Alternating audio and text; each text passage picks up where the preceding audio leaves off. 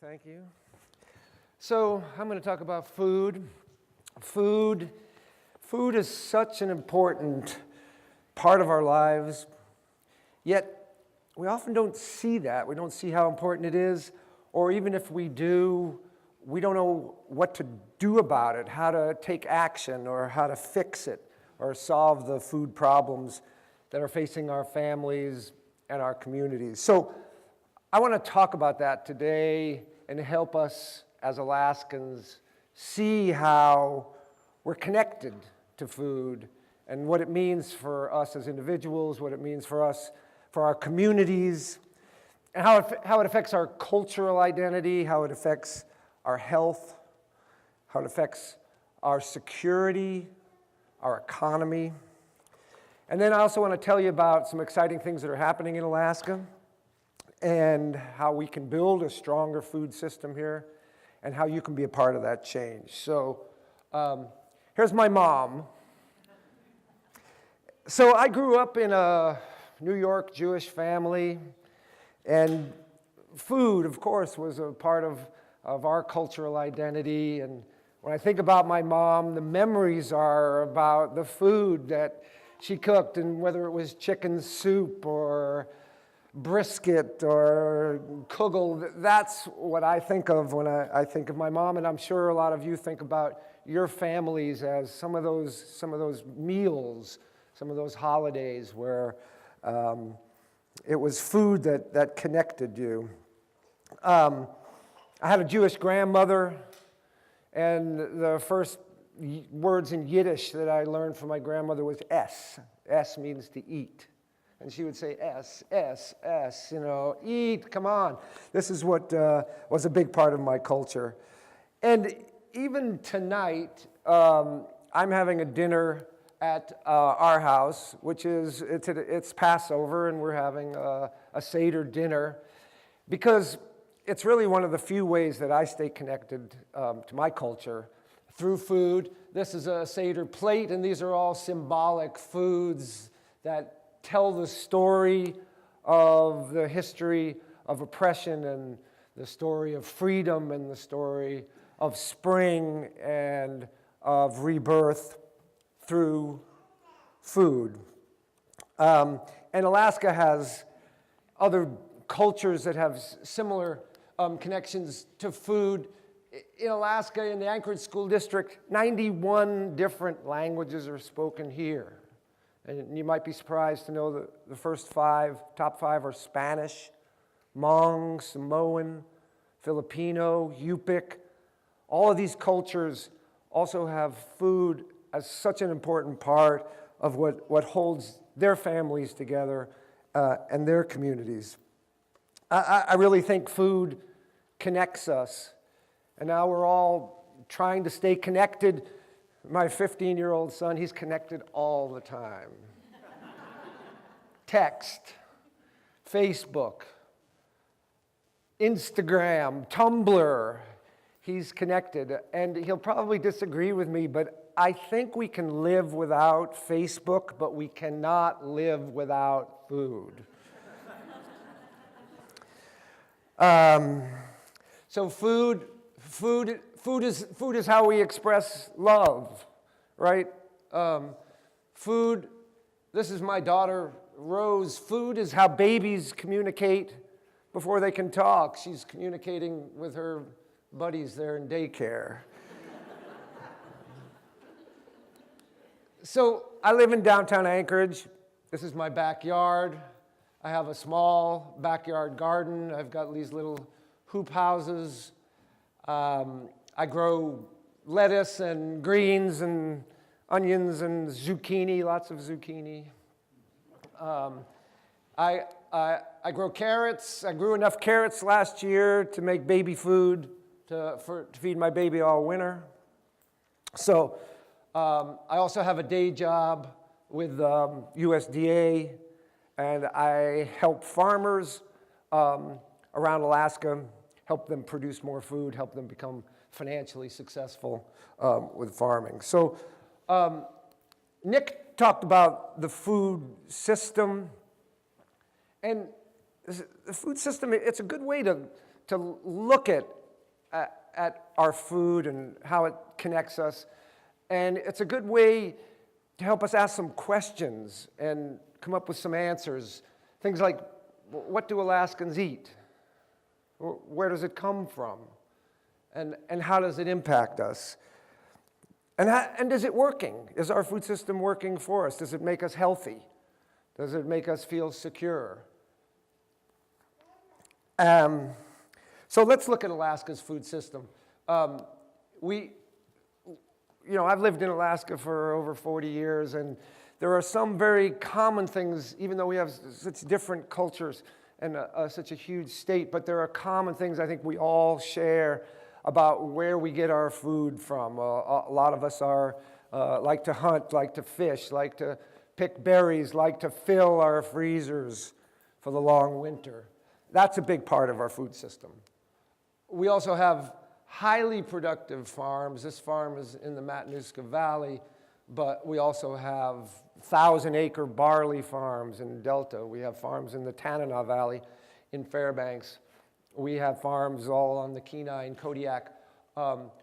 We do produce food in Alaska.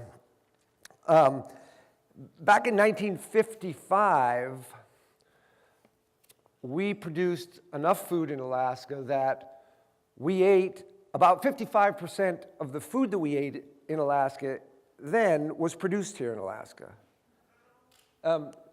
Today, it's about 5%. So we just rely heavily on food that's barged in, trucked in, flown in, and we are no longer the self-reliant pioneers that we once were. We are, when it comes to food production, heavily dependent on food that's flown in. So this picture would actually be a better snapshot of a food system in a typical Alaskan village. This is where the food comes from.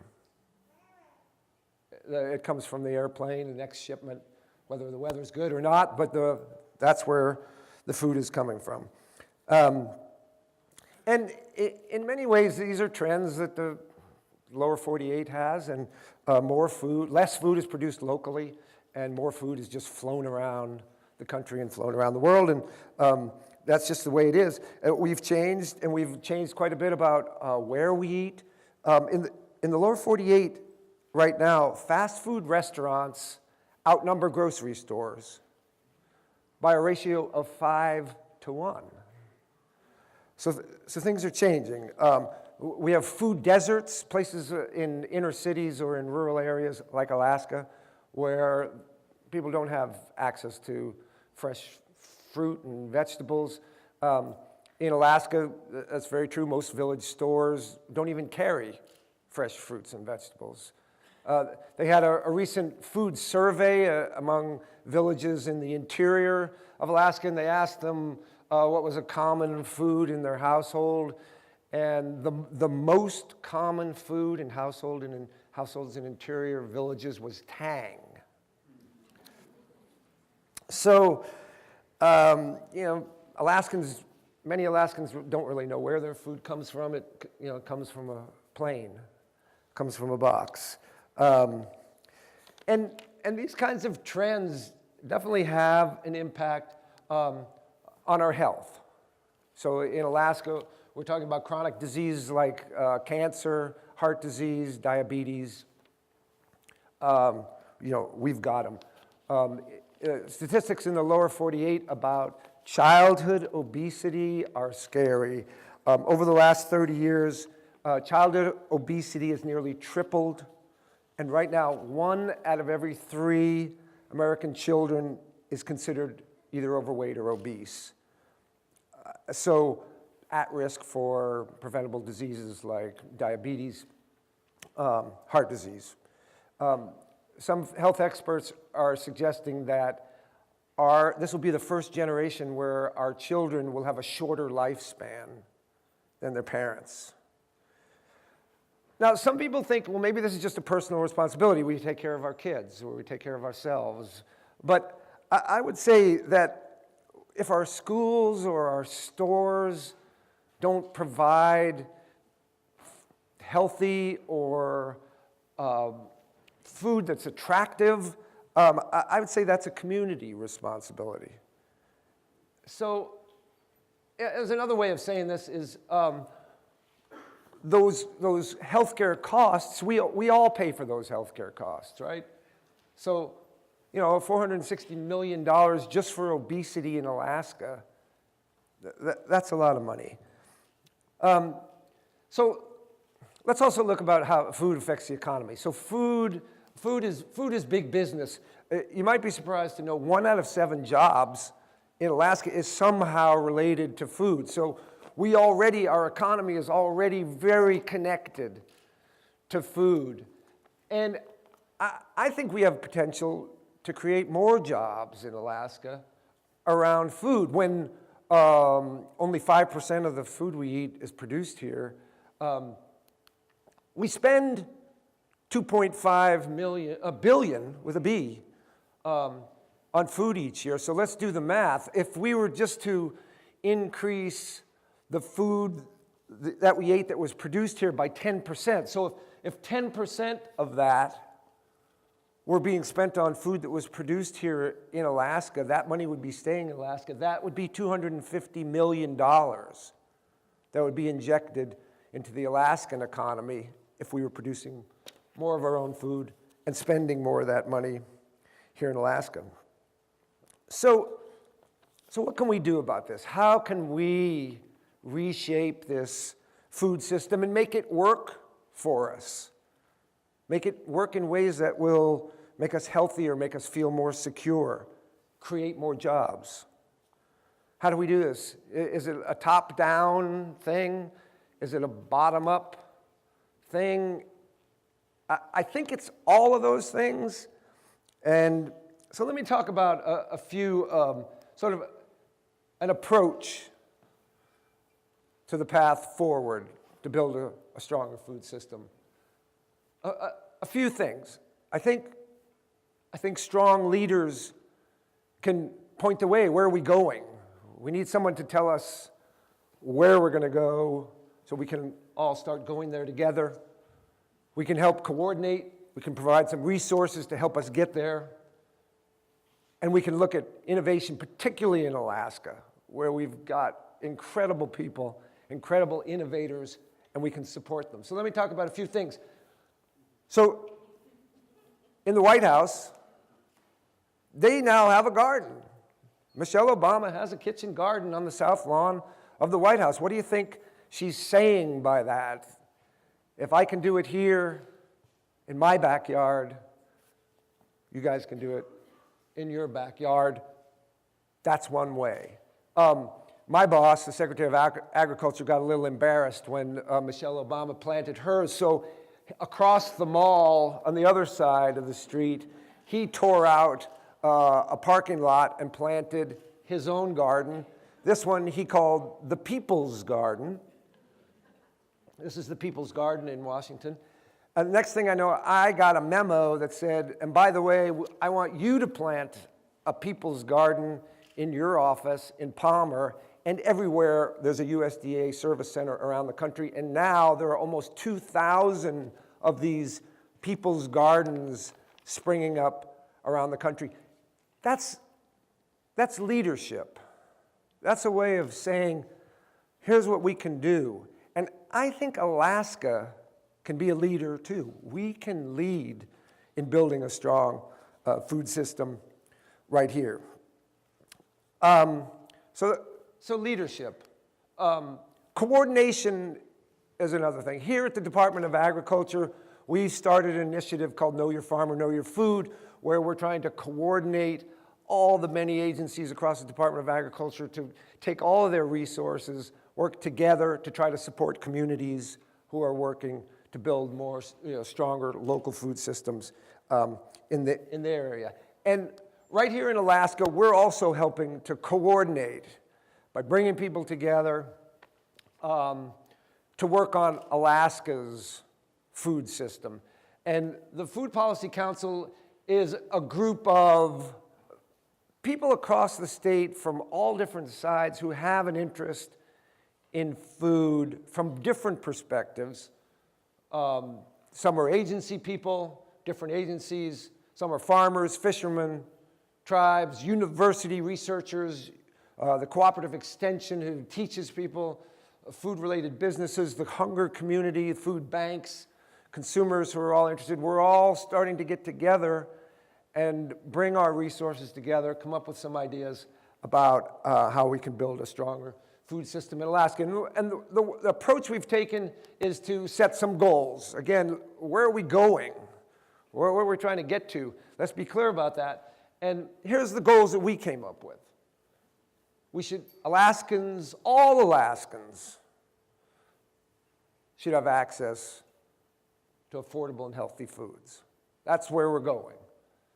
The second goal is related to our businesses. Let's support those businesses who are in the food business. Let's help them. Let's see if we can get some regulatory barriers out of the way, support them in some way. Of course, we want our food to be safe.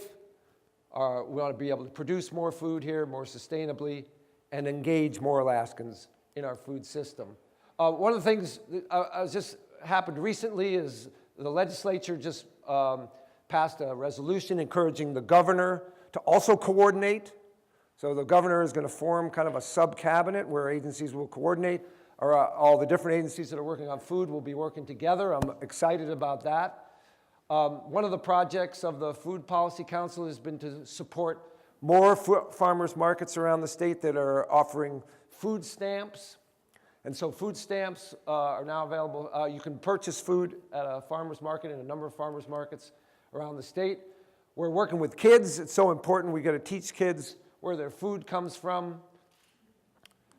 Lots of other exciting things. This is a farmer in Bethel who said, I didn't know what would happen if I strip away the tundra. Could I grow food? Tim Myers is growing incredible food out in Bethel. This is just a woman in Kodiak who put crab pots together in plastic bottles and made it a greenhouse. This is a guy in Fairbanks, Bill Johnson, who is growing indoor lettuce all year round. You can buy lettuce, fresh lettuce in Fairbanks in January. These are high tunnels. Over the past few years, 500 new high tunnels have been constructed all around Alaska. This one is going up in Kwethluk. So here's what you can do. I just want to leave you with a few things that you can do. Top down, bottom up. You can tell your elected officials that food is important, that they should pay some attention to it. You can use your consumer power. When you go to the local restaurant and they feed you, the salmon comes on the plate, don't you usually say, well, where does this salmon come from? We all say that. How about the next time you say, well, where do these carrots come from? Are these Alaskan carrots? Same thing when you go to the grocery store. You can make a difference when you choose to spend your money on local Alaska-grown products. You can grow more of your own food. You can expand your garden. I have a lot of faith. This is spring. It's a beautiful day out there. I believe that now is the time. I believe that Alaska can become a leader. I believe in Alaska. I believe in Alaskans. We are very special people. We are innovative, and we can become leaders, and we can change our local food system. Thank you very much.